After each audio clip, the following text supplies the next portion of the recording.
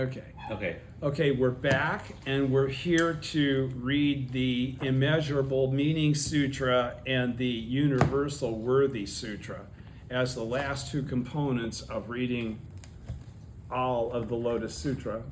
Okay, there are elements of the OTT though that expand this a little further, and they are the Daishonin's profound personal insights into Nam-myoho Renge-kyo and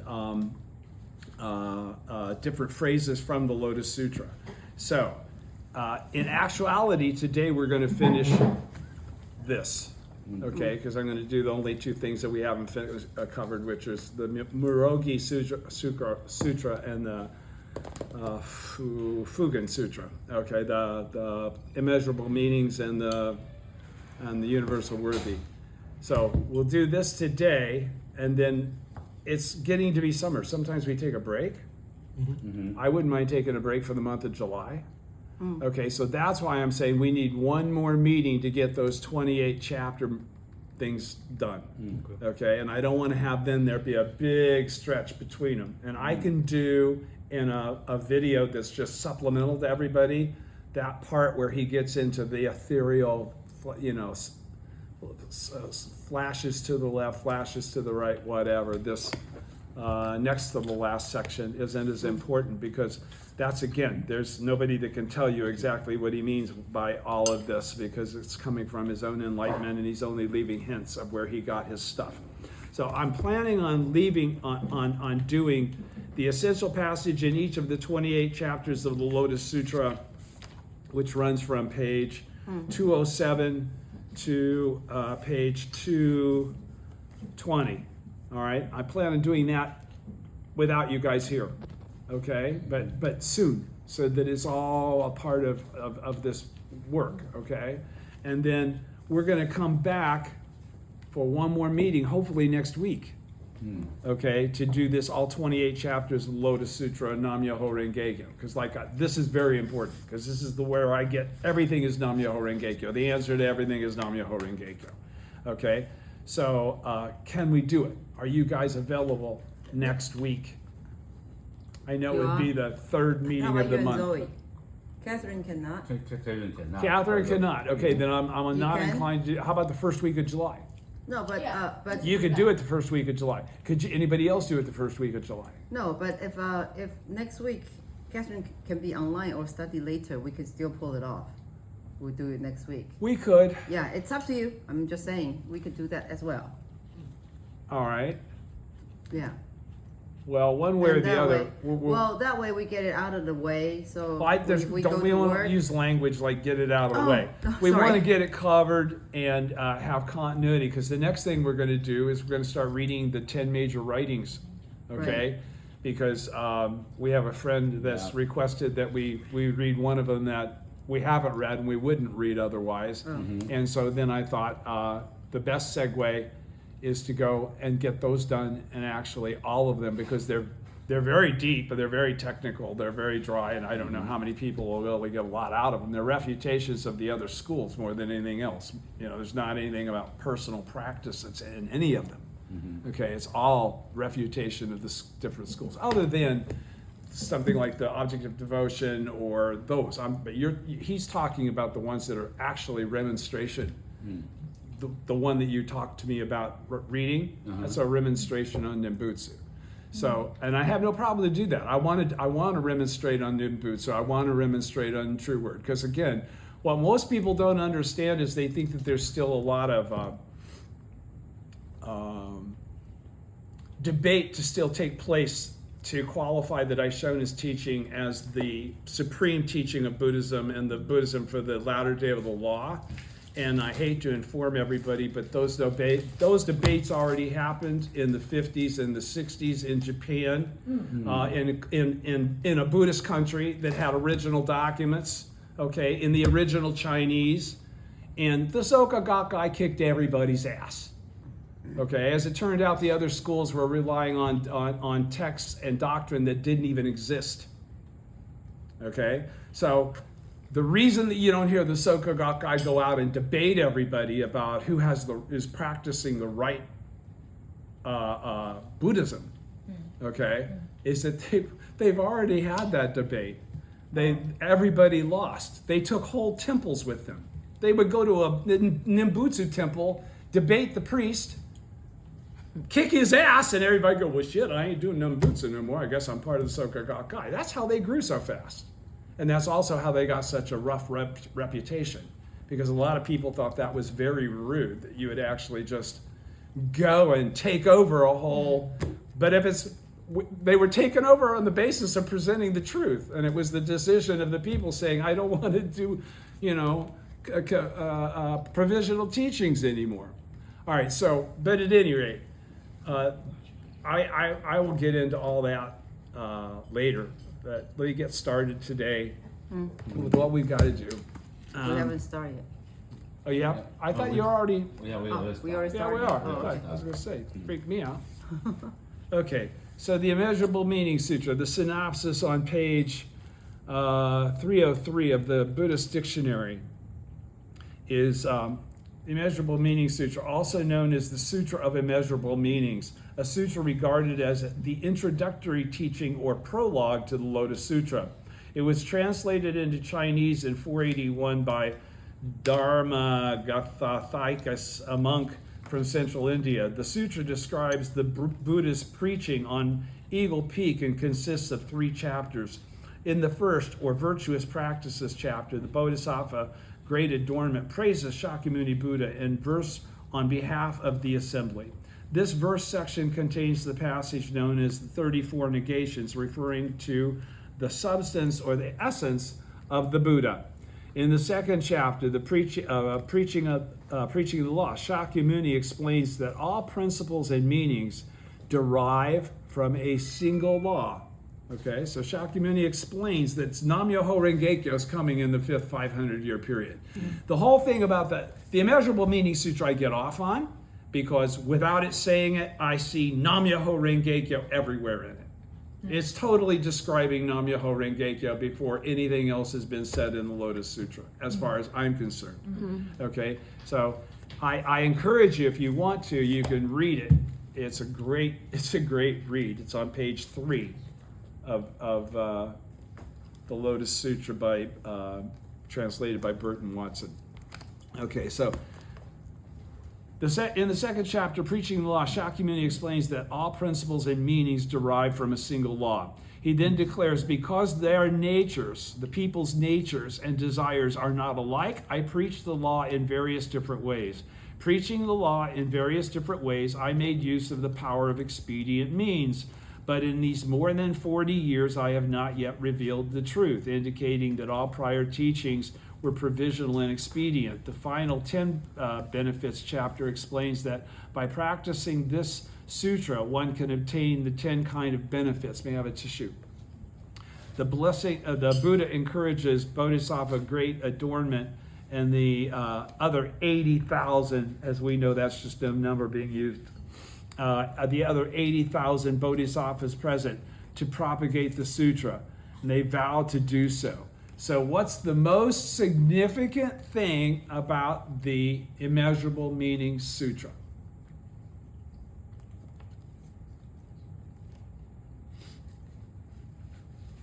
Why would you consider it the prelude to the Lotus Sutra?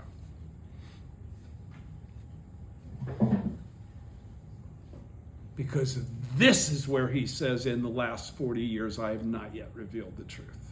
Oh. Okay, this is where he says, he doesn't say it in the Lotus Sutra.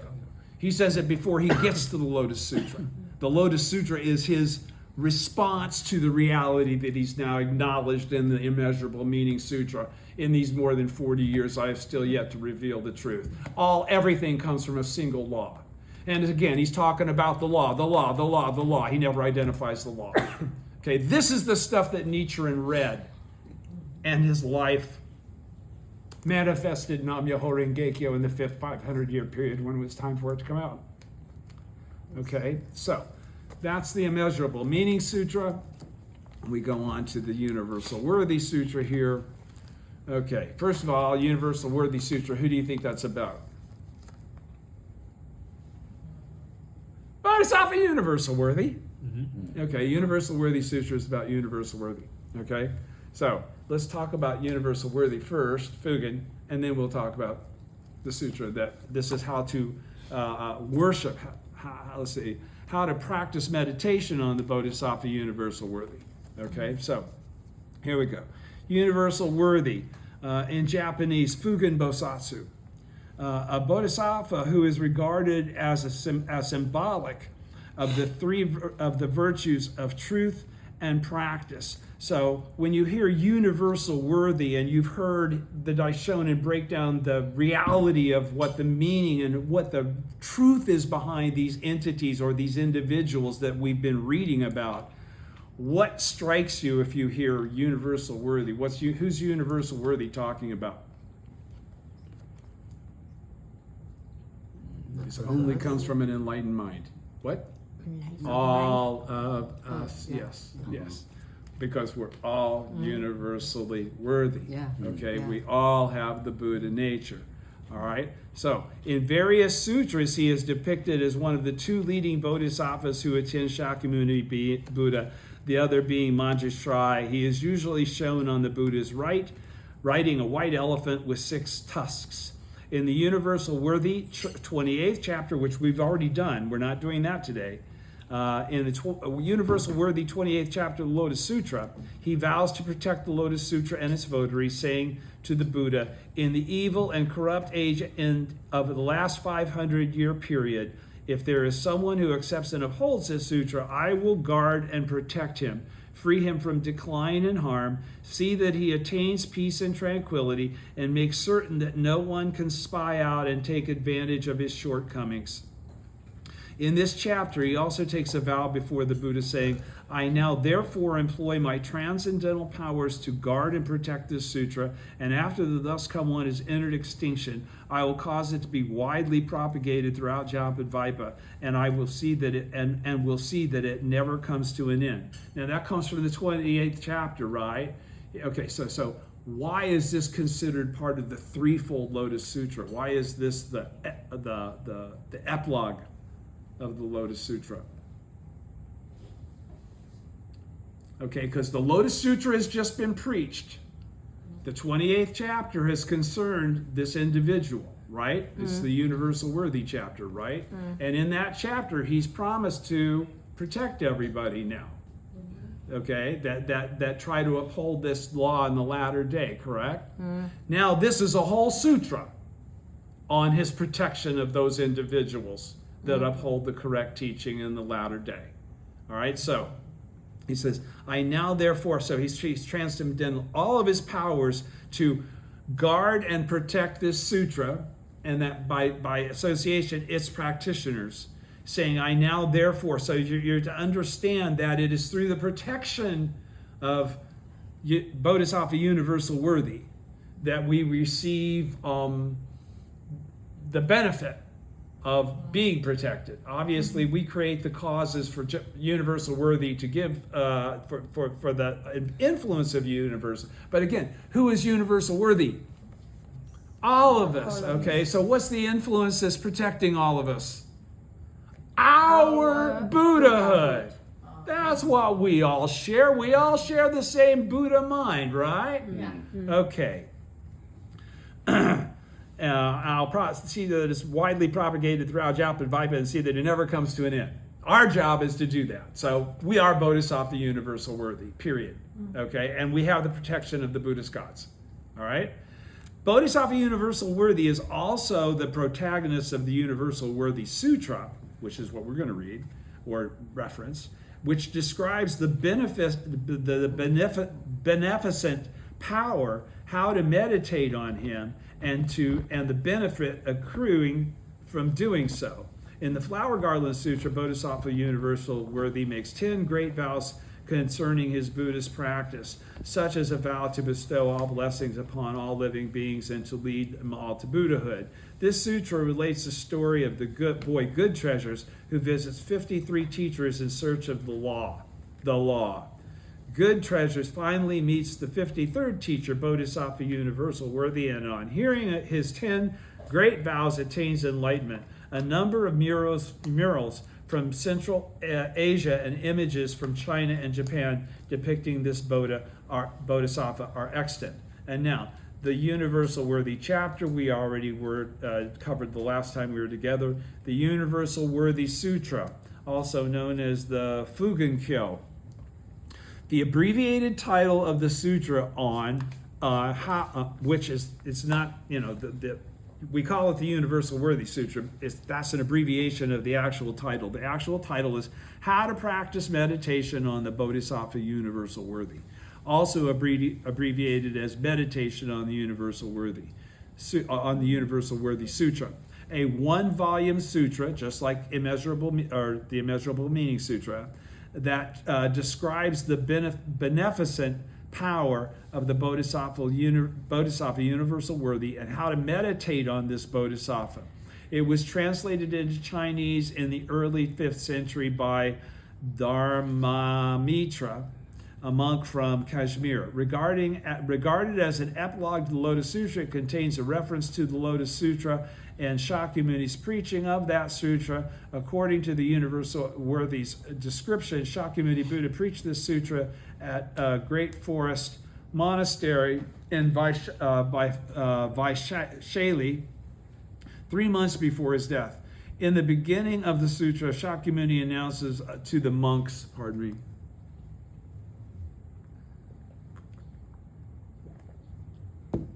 announces to the monks in the assembly, 3 months from now I will enter nirvana. After this announcement, Ananda, Mahekeshayapa, and the Bodhisattva Maitreya questioned the Buddha about how those who will appear after the Buddha's death can purify all their senses. This is the thing about, again, the 6 sense organs is so important.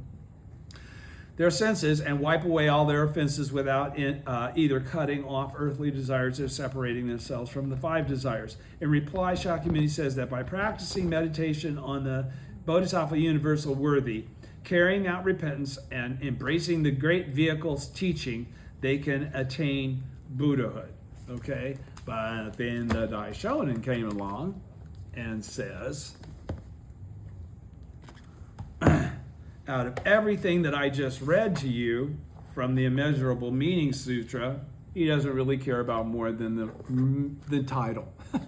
The Murrogi. Murrogi. Okay, so on page 199, it's at the very end.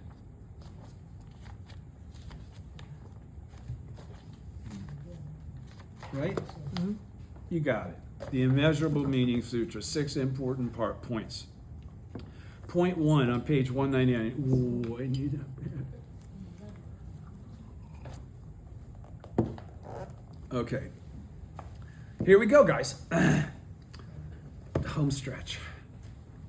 Page 199, the Immeasurable Meaning Sutra, 6 important points. Point 1, concerning the virtuous practices chapter of the Immeasurable Meaning Sutra. The record of the orally transmitted teaching says regarding the 3 characters mu, ryo, gi, or immeasurable meanings in the title of the sutra, if we consider them in terms of the 3 categories of theoretical teaching, essential teaching, and observation of the mind, then the first mu represents the theoretical teaching, as like mu, ryo, gi. This is because it puts the theoretical perfection, that is, perfection in the theoretical truth, in the foreground and discusses that aspect of meaning of the eternal and unchanging, and discusses that aspect of the meaning of the eternal and unchanging truth. Did everybody understand that? Okay, let me say it again. Regarding the 3 characters muryogi, which is the immeasurable meanings, right? In the title of the sutra, if we consider them in terms of the 3 categories of the theoretical teaching, essential teaching, and observation of the mind. Okay, so what are those 3 separated categories? He says, if we consider them in terms of the 3 categories of the theoretical teaching, what's the theoretical teaching?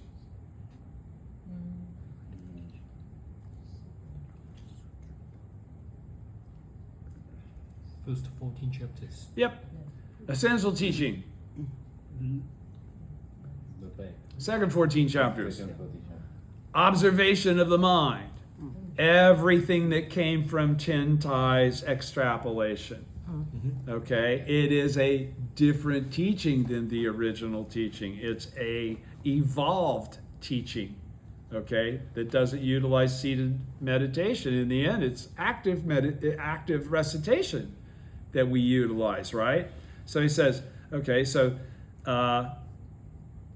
if we consider in terms of 3 categories of theoretical essential teaching and observation of the mind, then the first character, mu, represents the theoretical teaching. He's just saying that. Mu-rel-gi, okay? This is because it puts the theoretical perfection, that's the whole first 14 chapters, right? When we're talking about this, we're talking about the theoretical teaching, okay? That is perfection of the theoretical truth, Tiantais Ichen in Sanzen, okay, in the foreground, and discusses the aspect of the meaning of the eternal and unchanging. It discusses the aspect, but it doesn't clarify or qualify what it is. Do you follow? Okay. However, then the theoretical teaching pertains to what is impertinent.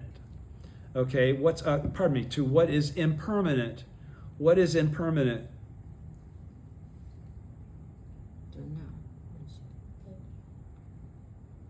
Everything that takes on any kind of a physical form. Like the law is not impermanent. Okay, it's a law. Right. Okay, it's ever present. It doesn't have to go through form and the cycles of life, right? Okay, the theoretical teaching pertains to what is impermanent. It does not discuss that which is eternal and immutable. Okay, do you understand the difference? Does everybody understand the difference between something that's impermanent and something that's eternal and immutable? The law is eternal and immutable. That's the distinction he's trying to make. Versus just the transient reality of going through the stages of birth, old age, sickness, and death, and temporary existence.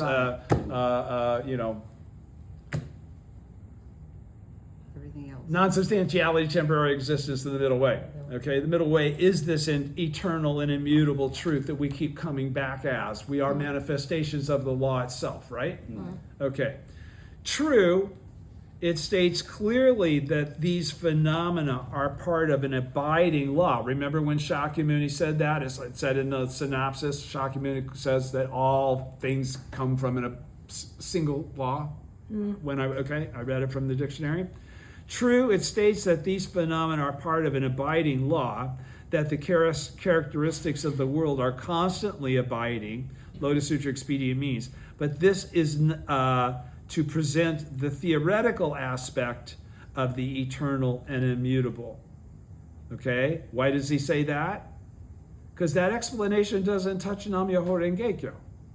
It just touches a lot of things that you describe that reality of what Nam-myoho Renge-kyo is, but they don't describe Nam-myoho Renge-kyo itself, the law that allows you to manifest it and bring it forth in your life instantaneously, that it already exists as such, okay? But this is to present the theoretical aspect of the eternal and immutable. So again, Ichinen Sanzen expresses theoretically Buddhahood. So, but this is to present the theoretical aspect. Anything absent Nam-myoho Renge-kyo in the original state and Kuan Ganjo, beginningless time, okay, that's only going back again, it's the difference between the Buddhism harvest and Buddhism sowing, period. Okay, one is referring to everything that Shakyamuni left behind. The other was totally based on what Nichiren qualified in his lifetime that all of this meant now that we were in the 5th 500-year period and beyond. You with me? Yes. But this is to present the theoretical aspect of the eternal and immutable, not the actual aspect. And that's what he's getting. Nobody presented the actual aspect until I did.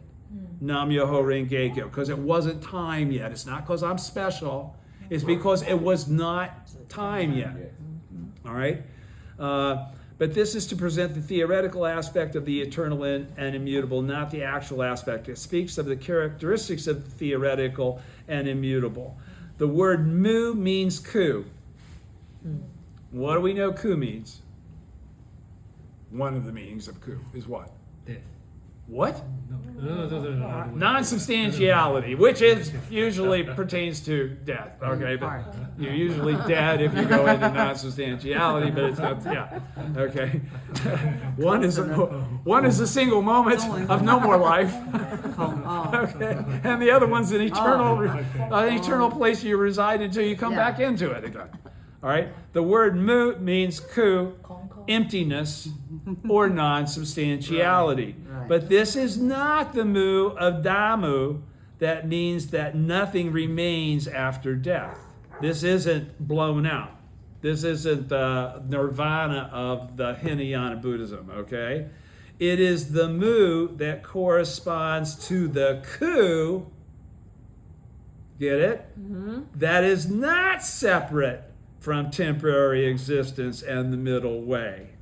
This is the ku that is spoken of in terms of the perfect teaching or the unification of the three truths. This is the non-substantiality that they're speaking at, that also contains substantiality. It also contains temporary existence.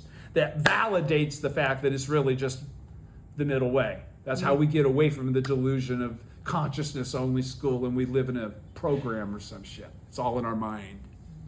Okay, no, there's a physical reality to what we experience, and the universe is also filled with physical realities. They're verifiable physical realities. Okay, page 200. While the essential teaching deals with the actual aspect of the eternal and immutable, the Buddha eternally endowed with the three bodies, the theoretical teaching deals with impermanence. On the protection of the nation says, the Buddha of the reward body, which is what?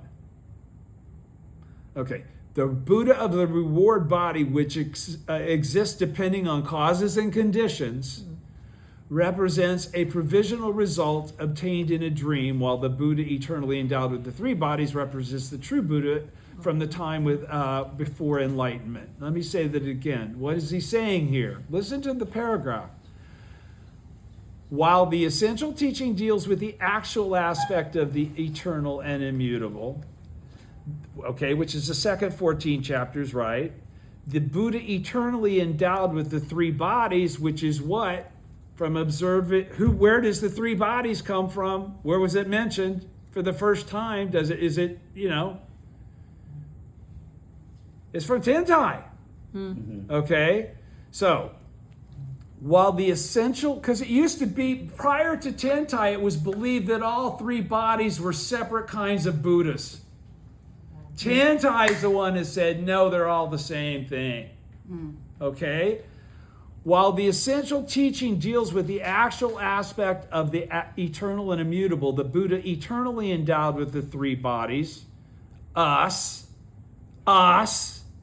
eternally, the theoretical teaching deals with impermanence. Okay, so rather than eternity, it deals with the fact that things disappear and eventually get blown out. Right? Okay.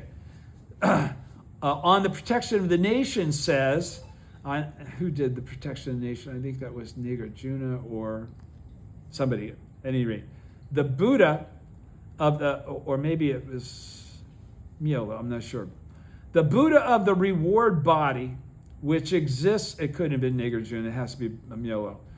The Buddha of the reward body, which exists depending on causes and conditions. Okay, so who's the Buddha of the reward body again? Who is the Buddha of the reward body? Okay, what's the reward body? Second of the three bodies, right? Okay, what's the first of the three bodies? Generally, the Dharma body. We start in top and go down, right? Okay, so the reward body is what? The mind that perceives the Dharma body. Okay, so this reward body only comes, it's neutral. It's there, but it's not active. It's like Buddha, it's your Buddha nature, really. It is your Buddha nature. It's your ability to perceive Buddhahood that's always there in the first place, but you never perceive it without the reward body that allows you to perceive it. Do you understand it? That's why the three bodies are so important. You can't get by without being in the Dharma body, or you wouldn't have manifested. Okay? Without the reward body, you'd never understand the truth of the reality that the Dharma body exists, which is the most important thing, right?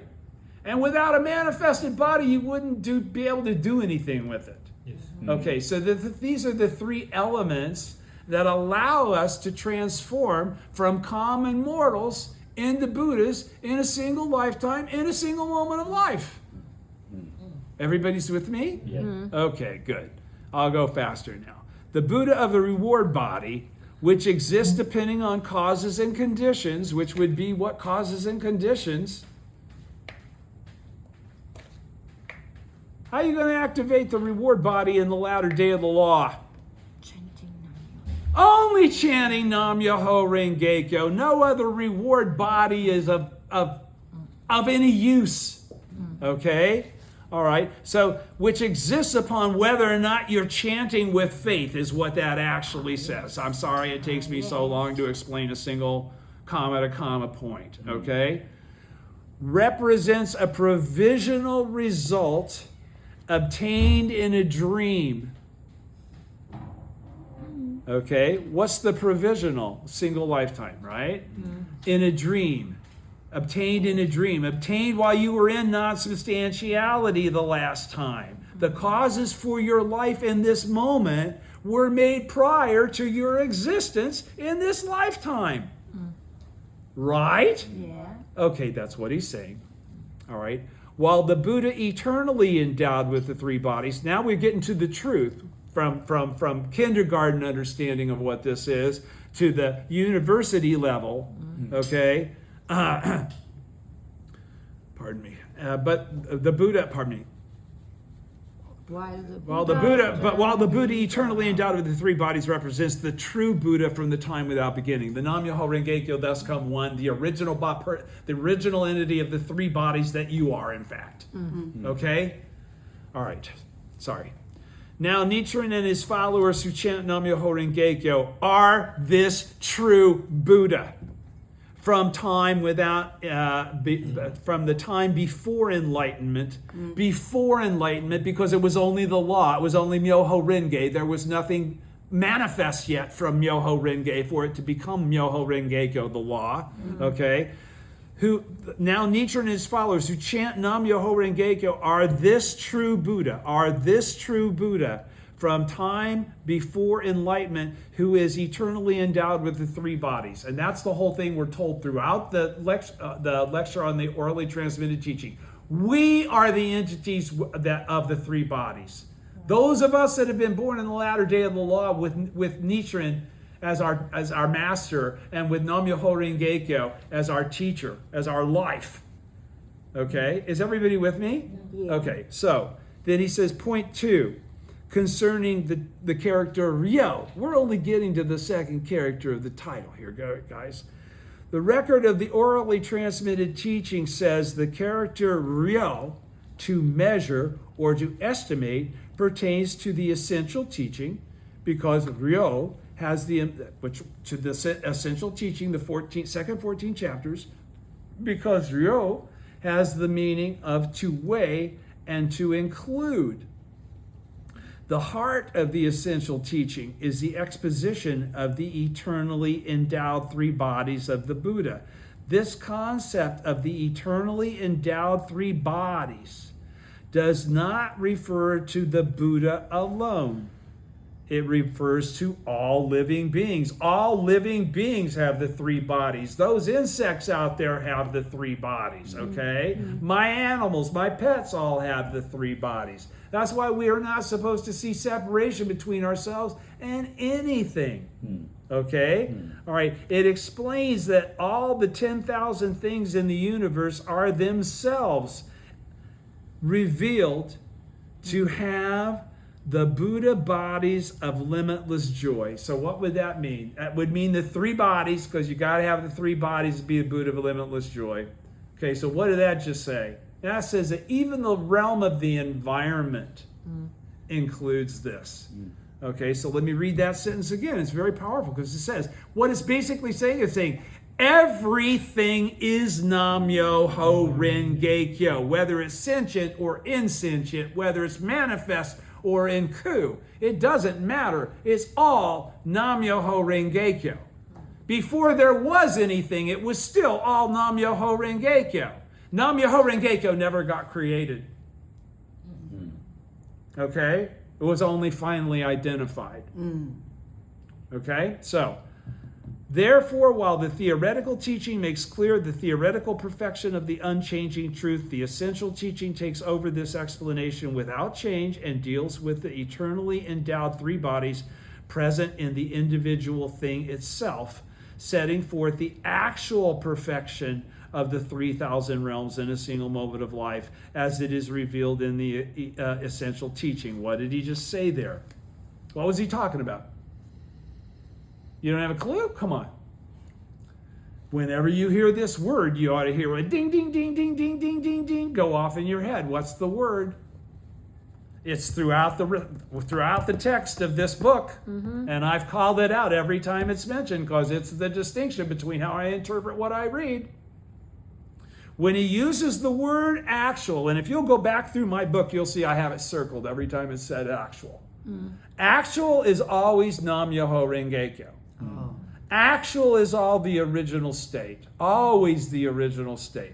Actual is always the correct teaching. Was the teaching in the former and the middle day of the law actually no, not for the latter day of the law. We're in the latter day of the law. Actual is Nam-myoho Renge-kyo. Latter day of the law is Nam-myoho Renge-kyo. Teacher for the latter day of the law is Nam-myoho Renge-kyo. Buddha, latter day of the law, is Nam-myoho Renge-kyo, Nichiren Daishonin. Do you understand? And all of us that are identical to him, because what he's given us is the ability to be identical to him. He's already clarified. What I'm teaching you makes you identical to me. He just qualified you. What did he qualify you as? He qualified you as the eternal Buddha just then. Okay? You as the eternal Buddha. Now, what is it, Shakyamuni or is it Nichiren? It's all living beings. It's Nam-myoho Renge-kyo is the eternal Buddha. Okay? Yes. Do you understand? Yeah. All right. So, I'm sorry I get so wound up with this shit, but I can't help it. What? It's good. It's all good. As long as I'm not turning you off. Am I? No. Okay. No. Now Nichiren and his followers who chant Nam-myoho Renge-kyo are the original possessors of these eternally endowed three bodies. We are the Lotus Sutra. We are the record of the orally transmitted teachings. We are Nam-myoho Renge-kyo, thus come once. That's the point. He's not the only one. He can't do Kosen Rufu by himself. Period.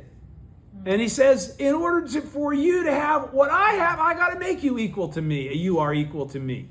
You are equal to me. You guys got to understand, you're all equal to me. That's why there's nothing you think I'm such a badass. Nichiren's such a badass. You're all just as much badass as Nichiren. If you live like Nichiren.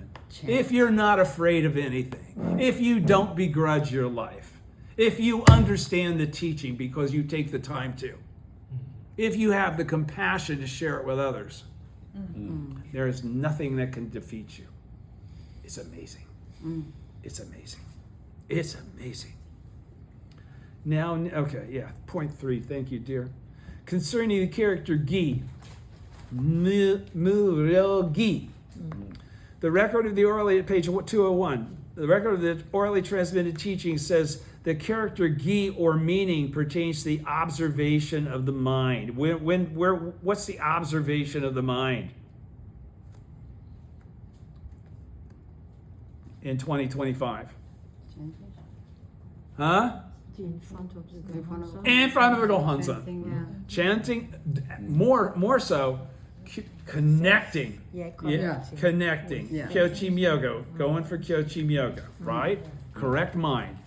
The record of the orally transmitted teaching says the character gi or meaning pertains to the observation of the mind. The reason is that while words deal with the surface aspects of the teaching, meaning must be derived through observation of the mind. So what did that just say? You can read this shit until you're blue in the face. Unless you chant Daimoku about it in front of the Gohonzon, you'll never understand what it's really saying. Yes. That's exactly what that just said.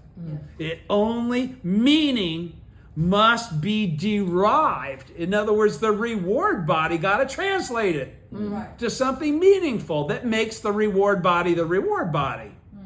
Okay? That can only happen by you. I can't do that for you. I could teach, I could verbalize perfection. And unless you assimilated it and manifested it yourself, what good is it?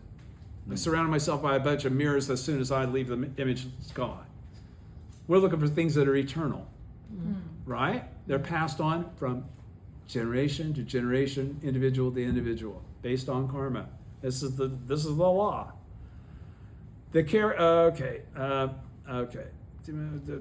Of the mind.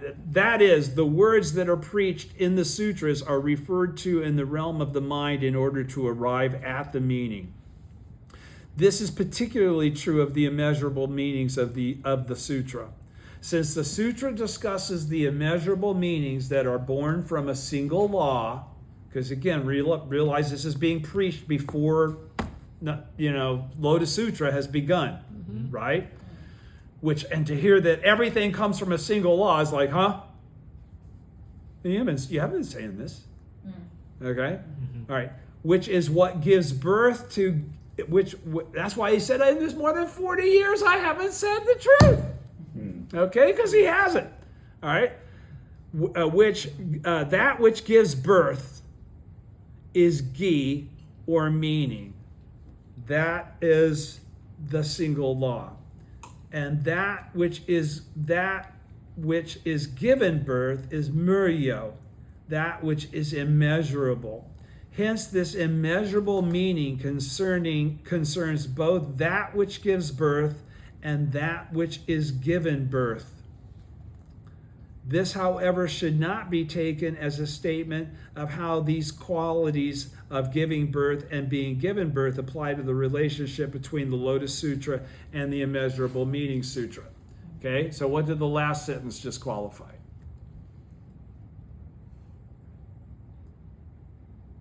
Just because the Immeasurable Meaning Sutra is coming as an introduction, don't consider it as the beginning of the Lotus. Don't consider it as the source of wisdom of the Lotus Sutra. It isn't where the Lotus Sutra it's announcing that the Lotus Sutra is coming. It's not the source of the Lotus Sutra's wisdom. All right, that was what that last sentence said. Right. This, however, should not be taken as a statement of how these qualities are giving birth and being okay. But what does this, which is the birth thing here? Okay, this is particularly true of the Immeasurable Meaning Sutra, since the sutra discusses the immeasurable meanings that are born from a single law. That which gives birth is gi or meaning. That is the single law. Okay, so what is it saying? Are we talking about the mother that is giving birth? No, we're talking about the phenomena of life becoming manifest from Ku. All right. So what's actually giving birth? The original state. The original state is the basis of everything. Okay, so when you're talking about which are born from a single law. So I'm not talking about birth like birth canal born. I'm talking about what gave rise to what. Okay? Physiology came after non-substantial existence. Okay? In reality. Okay? Because there were still worlds that needed to be formed and all that. It was all getting sorted out based on natural cause and effect. This is particularly true of the Immeasurable Meaning sutra, since the sutra discusses the immeasurable meanings that are born from a single law. That which gives birth is gi, or meaning. That is the single law. That's what's giving birth. And that which is given birth is muryo, that which is immeasurable. Are you immeasurable? Is your three-body life immeasurable? Don't forget, when we talk about the three bodies, I'm talking about Tom. I'm talking about from the original state. Okay, so yes, everything is immeasurable, right? Yes, everything okay, is immeasurable. everything's immeasurable. Okay, so hence this immeasurable meaning sutra concerns both that which gives birth, the law itself, and that which is given birth, the phenomenal realm. Follow? Okay. This, however, should not be taken as a statement saying that Immeasurable Meaning Sutra is what gave rise to all of the information that's laid out in the Lotus. The Immeasurable Meaning Sutra states that which is without marks is devoid of marks and does not take on marks. Not taking on marks, being without marks, is called the true mark or the true aspect. Did you understand that? Okay. Because what? Because why? How is that? How does that make any sense? Let me say it again. I want to see if you really. Immeasurable, so you cannot. What? It's Okay, I know. immeasurable, so. That which is without marks But yeah. is devoid of marks. Okay, and does not take on marks. Okay, not taking on marks, being without marks, is called the true mark or the true aspect. Nam Myoho Renge Kyo is not a thing. It's not something. Okay, it's not over here, and then it's everything. Okay, so that's what they're talking about. Okay, it's without marks. It has no defined form, perception, conception, volition, and mind. There's no separate mind. Okay, it's not separate. It's just a law. It's a law. It's an unchanging principle that exists in life. All right, that's what laws are. And sometimes when you're driving. From this principle, the true aspect, okay, what's the true aspect? Why is he clear? Why keep qualifying from this principle? And then parenthetically it says true aspect. From Nam Myoho Renge Kyo. Again, this is the Muyogi Sutra. This is before the Lotus Sutra. Okay, so he can't constantly say your reward mind got to work through some of this. Okay, the Immeasurable Meaning Sutra says that which is without marks is devoid of marks and does not take on marks. Not taking on marks, being without marks, is called the true mark or the true aspect. From this principle, the true aspect, and anytime you hear the word true aspect, the words the true aspect, what do you know they're talking about? Nam Myoho Renge Kyo, that period, okay?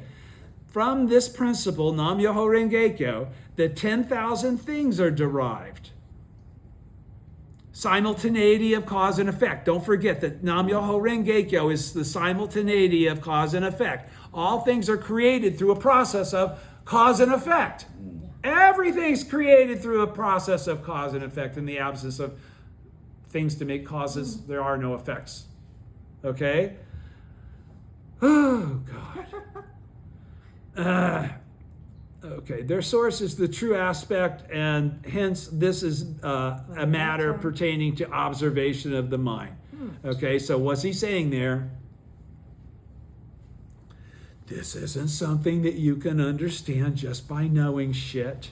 This something that comes from faith and chanting to the Gohonzon, and that's the only way you're going to understand any of this. That's why I say I can read all of this to you all. That's why he's already made there's a distinction between the birth and the thing that's given birth, the thing that's giving, causing the birth, and the thing that's born. Do you understand? They can't be separated, but they are separated by what? The development of the reward mind to perceive the truth and the reality of what all this is that's been going on in the first place. Their source is the true aspect, and hence this is a matter pertaining to observation of the mind. It pertains to Nam-myoho Renge-kyo. In this way, the three characters of the title Mu-ro-gi pertain to the theoretical teaching, the essential teaching, and observation of the mind, respectively. And this expresses the transferred idea that this title of the sutra, as it has just been explained, and the title of the Lotus Sutra, Myoho Renge-kyo, form a single entity that is not dual in nature. Okay, there we go. And then, point 4, concerning the character sho in the phrase Myoho Sho, the origin of the immeasurable meanings from the Lotus Sutra, Chapter 1 introduction, because this is mentioned in Chapter 1, right? Mm-hmm. The record of the orally transmitted teaching says this one character sho, origin, stands for the Lotus Sutra. So when it says origin of immeasurable meanings from the Lotus Sutra, he's qualifying that. It also is talking about the immeasurable meanings being an inseparable part of explaining and a pre-qualification of what the Lotus Sutra is going to reveal. The record of the orally transmitted teaching says this one character sho, origin, where did it come from? Stands for the Lotus Sutra. So where did the Immeasurable Meaning Sutra get all of its heft of truth? The Lotus. From the Lotus, which is the original teaching of all the Buddhas of the 10 directions and the 3 existences, right? Mm. Okay. The Tripitaka teaching and the connecting teaching are subsumed under the character mu, of Mu-ro-gi. The specific teaching is subsumed, and what does subsumed mean? Sucked in, it's already contained within it. Okay, it's there, even though it's not on the surface clearly there. It's already contained. This is where they derived those meanings from. Okay, all right, and the perfect, and then when we talk about the Tripitaka teaching, what are we talking about? Tripitaka, connecting. And the perfect, and then and the specific, right? Those are the four divisions that Tentai broke everything out into. Okay, all the sutras were broken down into 4 categories. What was in the perfect? Okay, so the first 3 categories were I think was Hinayana, and then the stuff that was farther along was pre Mahayana. But at any rate, the Tripitaka teaching and the connecting teaching are subsumed under the character mu of Mu-ro-gi. The specific teaching is subsumed under the character ryo, and the perfect teaching is subsumed under the character gi. So once again, he's pulled gi as being Nam-myoho Renge-kyo, him, and whatever else, okay? Mm-hmm. Thus, the 4 teachings, because the perfect teaching is the nirvana and the lotus, right? Mm-hmm. Okay, so thus the 4 teachings of the sutras that preceded the Lotus Sutra are designated as that which was given birth, while this sutra, the Immeasurable Meaning Sutra, which acts as preparation for the Lotus Sutra, is designated as that which gives birth.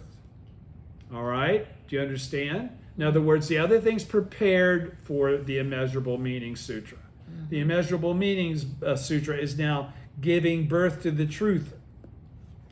For now, because again, in these more than 40 years, I haven't revealed the truth. The truth is is not an expedient means. Mm-hmm. All right? Mm-hmm. But now, for the moment, page 202, we use the character sho to indicate that which gives birth, and then the Immeasurable Meaning Sutra will be designated as that which was given birth. In this way, we designate the sho, the origin of the immeasurable meanings, as it relates to the distinction between the true and the provisional teachings. All right, everybody's with me? Mm. Okay, point 5, concerning the phrase the origin of immeasurable meanings, because we know that again, the Immeasurable Meanings Sutra did not give rise to Nam-myoho Renge-kyo. That's what he's trying to qualify here. Okay, we know that later in the Lotus Sutra there's going to be 28 chapters, and Tentai is going to divide it up into 14 and 14, right? Okay, and what the Daishonin is qualifying here, did you understand what he was just in and saying? This is about okay.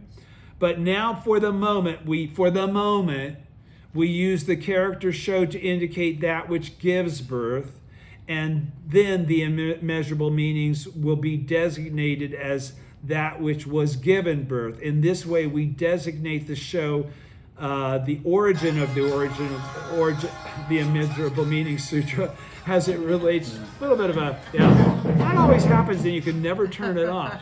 Whenever it happens, you can never hit the volume button. I can never find it. It disappears as soon as the thing goes off. In this way, we designate the show the origin of immeasurable meanings as it relates to the distinction between the true and the provisional teachings. Okay? Point 5, concerning the phrase the origin of the immeasurable meanings.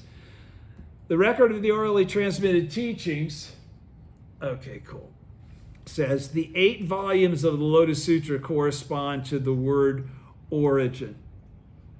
Okay?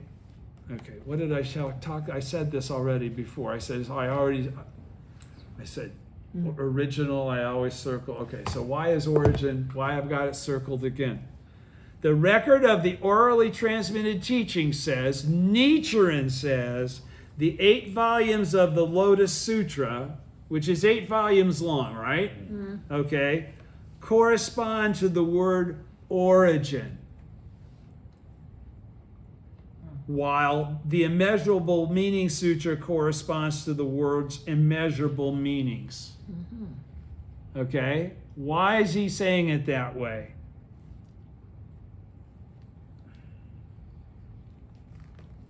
What is origin? It's the original state. Again, it's Nam-myoho Renge-kyo. Nam-myoho Renge-kyo existed when there wasn't anything else existing yet. Okay? So, while the Immeasurable Meaning Sutras is talking about how everything has been derived from this single law. So the 8th chapter of the Lotus Sutra describe the origin, the thing that is the source seed of all things, which is the original state, which is beginningless time. Okay, Ku. And Nam-myoho Renge-kyo, which is Nam-myoho Renge-kyo. And Immeasurable Meanings just said, this is all the stuff that's going to come from what you're hearing. Yeah. The Immeasurable Meanings, okay, the Immeasurable Meanings are the 3 truths, the threefold contemplation in a single mind, the 3 bodies, the 3 vehicles, and the 3 categories of action. Okay, what are the 3 immeasurable meanings then? What are the 3 truths? What are the 3 truths? Can you understand why you can never really know any of this if you don't really study? And I have to keep being reminded. You have to. Here's where knowing this comes from. Constantly having to go remind yourself. You know what they mean, kind of. For it's not like you don't believe it, or okay.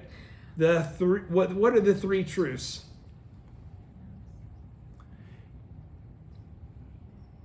What? Come on. Don't be afraid.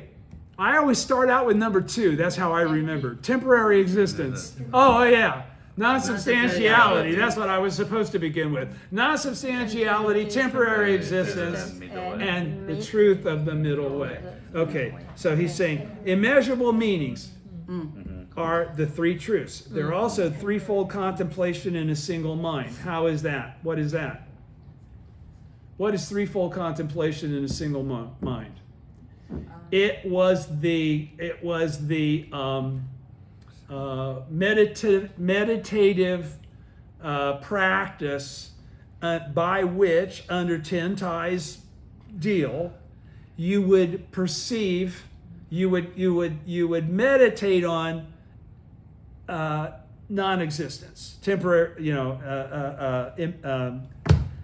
Temporary existence. Non-substantiality. You would meditate on non-substantiality. You would meditate on temporary existence, and you would conclude that they are the middle way. Okay, that's what that threefold contemplation in a single mind was. It was to attain Buddhahood. If you could figure out, if you could join those two, you were there. Okay, that's why it was a theoretical process. Nobody could do it. Okay, maybe priests that had been studying for 100 years, but I'm asking you simple questions. I don't think we would have all had problems. Okay, what are the three bodies? Okay, this is the immeasurable meanings. The immeasurable meanings are the three truths, the threefold contemplation in a single mind, the three bodies, the three vehicles, and the three categories of action.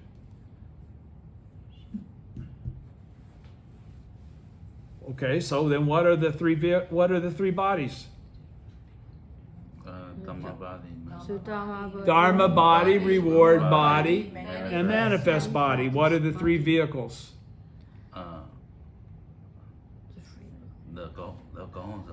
No. No, three vehicles. Huh?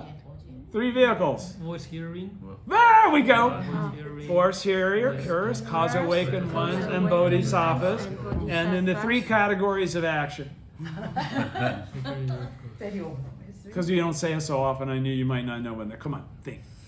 Three categories of action. How do you take action? Mouth, mind, and body. Oh, Mind. It really should be mind, mouth, and body, but my mouth always works first, and Mind, just like mouth, and body. okay, 身口意 right? Those are all action. It is not the same cause, but it's karmic for me to think about killing you. It's also a completely different circumstance if I talk about killing you. Okay, it's a whole completely different thing if I do kill you. Okay, those are the three. Reaction. Those I just wanted that those are the easiest ones to make the distinction from, as far as I'm concerned. Okay, so the immeasurable meanings of in the Lotus Sutra, it is stated that the Buddha, utilizing the power of expedient means, applies distinctions to the one Buddha vehicle and preach it as though it were three. You all remember that, right? That's what we were just talking about, the three vehicles. Right? They teach it as three. It's three vehicles. It's voice hearers, cause awakened ones, and bodhisattvas. But no, in Lotus Sutra he says, hey, it's the one vehicle. Remember the combination. Okay. Thus, the immeasurable meaning serves as preparation for the Lotus Sutra. Okay. Excuse me, I missed a sentence. In the Lotus Sutra stated that the Buddha, utilizing the power of expedient means, applies distinctions to the one vehicle and preach it as though it were three. Excuse me. Thus, the immeasurable meaning serves as a preparation for the Lotus Sutra. Hence, it is shown that the three truths viewed as separate from and independent of one another will not lead to the attainment of the way. Only the unification of the three truths will lead to such attainment. Do you understand? Because that's what they used to do. They used to try to understand either temporary existence or non-substantiality. Those different schools are different thoughts about that process. He's saying you can never attain Buddhahood through any of those teachings because they don't do threefold contemplation in a single mind, or the unification of the three truths, which is what occurs from threefold contemplation in a single mind. Immeasurable Meaning Sutra, hence the Immeasurable Meaning Sutra demolishes the former sutra by stating, but in these more than 40 years I have not yet revealed the truth, which I again say is very important. Here, point 6, concerning the phrase, the origin of the original meanings. Concerning the phrase, the origin of the original meanings. This was concerning the phrase itself. That's the same thing again. All right, pardon me. The record of the orally transmitted teaching says the origin of the immeasurable meanings represents the principle of 3,000 realms in a single moment of life. So we know it means it represents Ichiden and Sanzen. Everything comes from one source. Each of the 10 worlds has its origin of meanings in immeasurable numbers. but these entities, just as they are none other than the one principle of the true aspect. All of this is just Nam-myoho Renge-kyo. Do you understand what he just said? This, right? Everybody's with me? Okay. This is explained in the Lotus Sutra as the true aspect of all phenomena, which it is, but it's not defined clearly what that is to be called. Is that the name of it? That's not the name, that's qualification. Okay, and this sutra serves as preparation for the Lotus Sutra, that is preparation for the principle of 3,000 realms in a single moment of life, and hence it is called the origin of the immeasurable meanings. Everybody's with me? The word origin corresponds to a single moment of life. The words immeasurable meanings correspond to the 3,000 realms. Does everybody understand that? What's one versus the other? What's a single moment of life? A single moment of your life. Okay. What's the 3,000 realms in relationship to that? It's always 3,000 realms in a single moment of life, right? Is that not how it's always said? It's shortened to 3,000 realms. But it's because you can only experience one of the 3,000 realms in a single moment of life. And every single moment of life, you're experiencing one of those 3,000 realms. Okay? It's as simple as that. The word origin corresponds to a single moment of life. The words immeasurable meanings correspond to 3,000 realms. The words that we utter morning and evening as well as the two elements of environment and self likewise have their origins and meanings in immeasurable numbers. And these are called Myoho Renge-kyo. Therefore, this sutra serves as preparation or the opening sutra for the Lotus Sutra. And when we talk about immeasurable numbers, don't you think that's kind of funny? That it's used immeasurable numbers? Numbers? Yeah, what Almost numbers? referring to a digital aspect of the Yes, reality of yes, life. yes. In other words, the bottom line is that Go. everything has existed for so long that the existence that it has had is immeasurable. And it has experienced causality at a level that is immeasurable. Okay? But it still comes down to the single moment of life of Nam-myoho Renge-kyo to become a Buddha and have all of this always be clear, understandable, and have the protection and the empowerment that provides you. And the compassionate ability to help others become exactly identical to you. You know better than anybody else. I like that thought. Okay, I'm going to keep going, guys, because we got to get through this. The Universal Worthy Sutra, we did it last week. Can you handle it? Yeah. Can I keep going? Okay. Universal Worthy Sutra, 5 important points. Point 1, concerning the Universal Worthy Sutra. The full title is Sutra on How to Practice Meditation on the Bodhisattva Universal Worthy as spoken by the Buddha. The record of the orally transmitted teaching says, the Lotus Sutra represents the substance of the doctrine as seen in the mutual possession of the 10 worlds and in the possession of the 3,000 realms. We all understand that, right? What did he just say there? The Lotus Sutra represents the substance of the doctrine as seen in the mutual possession of the 10 worlds and the possession of the possession of the 3,000 realms. That we already all possess Buddhahood. Lotus Sutra represents the substance of the doctrine that we all already possess Buddhahood exactly as we are. All right? Hence, we may say that all 3,000 realms and 10 worlds are universally worthy. Not an element of the Dharma realm is missing. Therefore, it is universally worthy. The entire universe exists within our own life, right? Therefore, and again, not a single element's missing. Okay, so it is universally worthy. I am universally worthy. You are all universally worthy. Everything is universally worthy. Point 2, or where am I? The 10 worlds, pardon me. The 10 worlds of Myoho Renge-kyo, the wonderful law, and the 10 worlds of Renge, the lotus flower, represent the two phenomena of life or the self and environment respectively. The Universal Worthy concludes that these phenomena are none other than the Lotus Sutra, Nam-myoho Renge-kyo. Hence, it is called the concluding sutra to the Lotus. This being the case, we may conclude that the 10 worlds are all Myoho Renge-kyo, combining Buddhahood and the 9 worlds. Okay, so that's where he says, here's the glue of where all my thinking is coming from. Point 2, regarding the passage, how without cutting off earthly desires or separating themselves from the 5 desires, that can they purify their senses and wipe away their sins? The record of the Holy Transmitted Teaching says, the passage states that earthly desires are enlightenment. This passage states that earthly desires are enlightenment and the sufferings of birth and death are nirvana. Now, a question, he says it's a statement. He says, how without cutting off earthly desires or separating themselves from the 5 desires can they purify their senses and wipe away their sins? And he says here, this passage states that earthly desires are enlightenment and the sufferings of birth and death are nirvana. Well, what's he qualifying there? We don't attain either one of those states in the absence of Nam-myoho Renge-kyo. Okay, and Nam-myoho Renge-kyo is contained within all of this.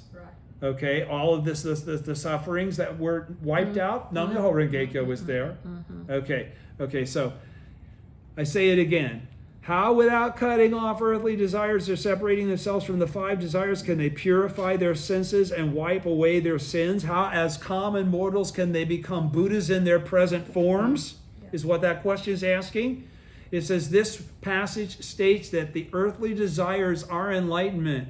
This is Nam-myoho Renge-kyo. I want this, I need this, I gotta get out of Nam-myoho. Whatever's your motivation to chant Daimoku, and it isn't always to be the Buddha. Right. Okay? Whatever that motivation is an earthly desire that's coming from the original state.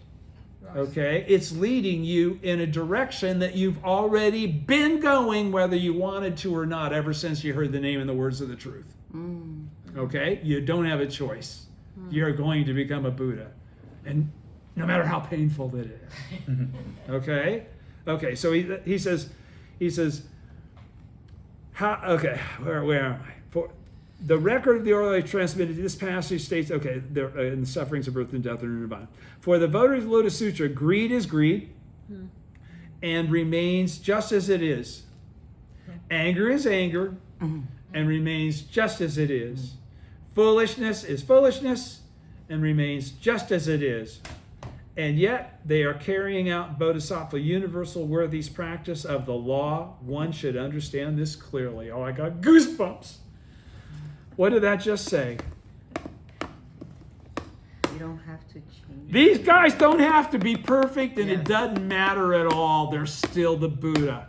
Exactly. They're still my disciples. They don't have to be perfect. They are perfect. You're just too stupid to see what perfection actually is. Yes. I shouldn't say. You're too ignorant to understand what perfection actually We're is. good. We're very good. Okay. Very good. All right. So I'm going to read the whole thing all the way through. All right. How, without cutting off earthly desires or separating themselves from the 5 desires, can they purify their senses and wipe out their sins? How can, by just be common mortals, can they become Buddhas in their present form? This passage states that our earthly desires are the firewood for us to attain this state of understanding. Our reward body being fully developed. And that the sufferings of birth and death are nirvana. We know we couldn't get a chance to do this if it weren't for this lifetime that we're living in. We don't lament it at all. For the votaries of the Lotus Sutra, greed is greed and remains just as it is. Anger is anger and remains just as it is. Foolishness is foolishness and remains just as it is. What did that just say?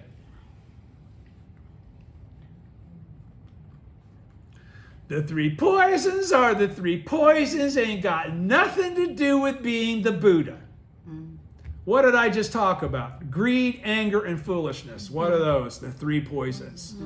To the bodhisattvas of the earth, greed is greed, anger is anger, foolishness is foolishness. These are impediments to our wisdom that we overcome in the process of our faith.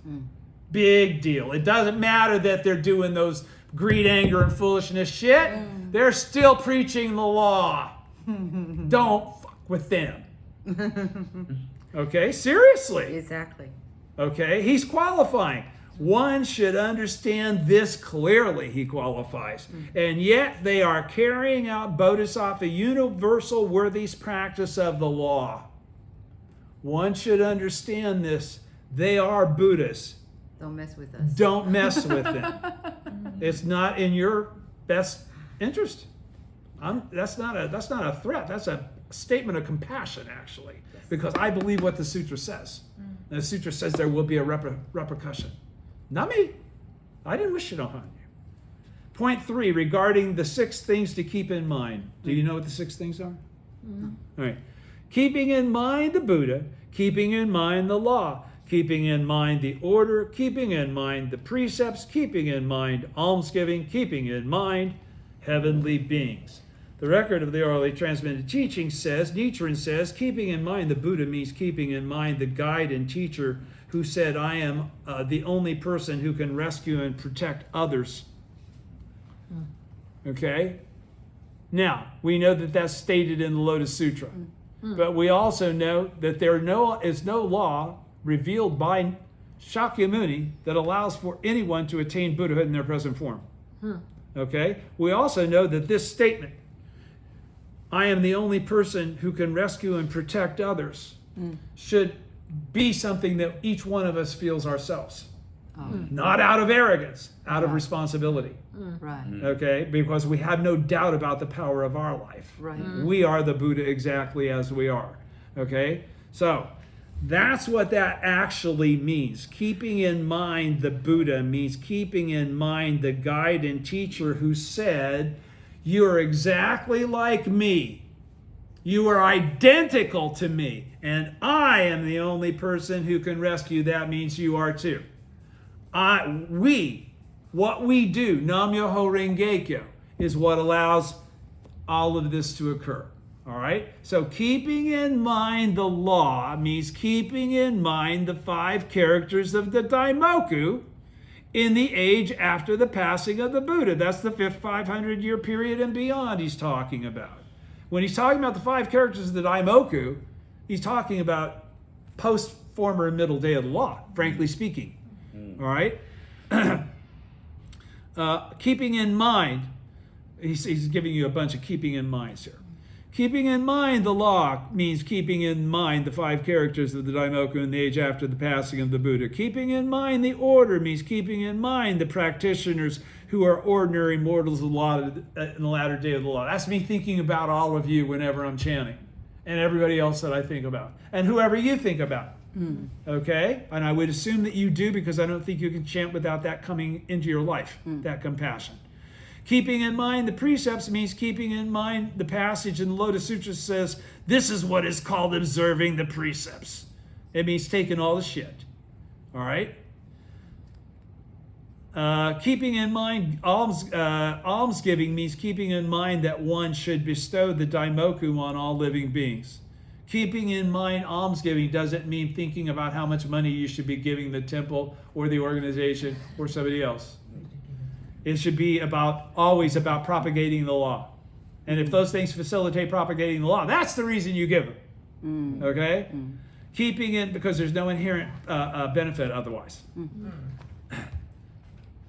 Organizations don't give out law benefits. The law gives out benefits. Okay? The Dharma creates the benefits. Keeping in mind heavenly beings mean keeping in mind the fact that the Lotus Sutra says the heavenly beings day and night will, for the sake of the law, constantly guard and protect them. Okay? So that just means when we're chanting, remembering to say hello to Tahoe and, the sun goddess and, Hachiman and, don't be oblivious. Don't be oblivious to the reality of life. There are things that we see and we don't know. And they are dedicated to protecting us according to the sutra. We cannot be aware of them. Sutra says you don't have to be, they are there. Faith. All right? Okay? 4 and then 5 and we're done. Point 4, regarding, I'm almost going to make it, regarding the passage, all the entire sea of karmic impediments. That paragraph, you don't read that paragraph. I didn't read these 6, I didn't read that part? Yeah. Pardon me. These 6 practices described above should be carried out by the practitioner of the Lotus Sutra in this latter day of the law. I guess I just assumed that was obvious. One should think about this. Okay? Now, I have, because he says this all the time, and when he does, I take it very seriously. And these are the things you make a note to yourself and you take in front of the Gohonzon, and you keep your little pieces of paper. That's why I have such a mess around me all the time. I think about a lot of things. Point 4, regarding the passage, all the entire sea of impediments, and thank you for correcting me. The entire sea of karmic impediments is born from deluded thoughts. If one wishes to carry out repentance, sit upright and ponder the true aspect. Think about that. Ponder the true. Nam Myoho Renge Kyo Nam. What are you doing when you're thinking and while you're chanting? You don't just chant and go mindless, do you? No. You're pondering. Right. You're thinking. Yes. That's pondering. Okay. This is way before the Gohonzon was created. This is why the Gohonzon was created by Nichiren, and he knew what he was doing when he did it. He knew it had been called for all along. All the entire sea of karmic impediments is born from deluded thoughts. If one wishes to carry out repentance, sit upright and ponder the true aspect. Then the host of sins like frost or dew can be wiped out. You can get rid of your karma without going through a causal relationship to it. Can be wiped out by the sun of wisdom. You can do Chinju Kyoju. You can reduce heavier karma into lighter karma. Okay? The record of the orally transmitted teaching says the host of sins are karmic impediments that come from the 6 sense organs, our desires. And these are like frost or dew. Thus, although they exist, they can be wiped out by the sun of wisdom. They don't have to go through a action of, correction. All right? Out by the sun of wisdom. The reward body's the whole key. That's the one that lets you go from evil person to Buddha in a single moment of life. Okay? Thus, although they exist, they can be wiped out by the sun of wisdom. The sun of wisdom is Nam Myoho Renge Kyo, which Nichiren is propagating now in the latter day of the law. The words son of wisdom refer both to the Buddha and to the law. That creates oneness of Buddha, person and law right there. Son of wisdom. Shakyamuni is referred to in the Lotus Sutra as the son of wisdom, great sage and venerable one. And the Lotus Sutra explains that just as the God's son, can banish all darkness, so too this sutra is capable of destroying all that is not good. Again, the Dharma king's children are all Dharma kings and queens, whatever. Dharma leaders. How about that? Chapter 23, top of page 206, Medicine King. Referring to the guide and teacher of the latter day of the law, it also says that as the light of the sun and the moon can banish and all obscurity and gloom, so this person, as he passes through the world, can wipe out the darkness of living beings. And since all of us can propagate Nam Myoho Renge Kyos to others which are not connected to it, this is all of us, not just one entity. If you're thinking this is just Nichiren and he's a superhero, and since he went through, then no, we're just following. No, that isn't how it works. All of us. It's all of us. Okay, point 5. Regarding as a matter of fact, again, we are identical to him. Okay? So, the third, point 5, we're done. Page 206. Regarding the passage, the third act of repentance is to use the correct law to order the country and not to lead the people astray with erroneous views. The record of the orally transmitted teaching says the correct law in the latter day of the law is Nam Myoho Renge Kyo. These 5 characters, even though we just said Nam Myoho Renge Kyo, these 5 characters are a secret law that does not deceive any living being. If all those under heaven join together in believing in it, then this country will be peaceful and calm. Thus, Volume 8 of Profound Meaning says, if one relies upon this law, then all all under heaven will be at peace. The words "this law" refer to the Lotus Sutra. So there can be no doubt that if one believes in the Lotus Sutra, then all under heaven will be peaceful and secure. Okay, that was from Profound Meaning. That was from Tenthai. Okay, and that's the end of that section of, that's the end of the Universal Worthy section of the recap from the OTT. And as we have discussed, I am going to singularly, by myself in a video that will be passed on to all of us, do all 28 chapters as it says the essential passage in each chapter. And the next time we get together, which will be as soon as possible, Next week, Saturday. which will be next week Saturday? Yeah. Okay, then next week Saturday, we're really going to start on page 221 Okay. and just read these through, because these are not rocket science. These are just clarifications of understanding. You know, Yeah. it's just a nice recap. Then we will have a break in July. And then we're going to have a break in July. Okay, and then one last thing I forgot to tell you. Did I already tell you guys that the SGIP is actually happening? No. I didn't tell you. Did I tell you that I'm We actually doing it? mentioned I it. mentioned. Okay, it's a real thing now already. It's already. You could actually go. Enter and utilize it. Register. Yeah, but not Not quite yet. It's Yeah. still in a with debugging process and all that. But it's going to be very cool. It's going to have the ability for AI, based strictly on Library. the Nichiren. library of NichirenLibrary.org. We're doing our own AI based only on NichirenLibrary.org. So every question that you ask, the answer comes from Nichiren.library.org. It comes from doctrine. And it's all open source, so we can do that. Great. Yeah. See you next time. Thank you. Thank you. Thank you.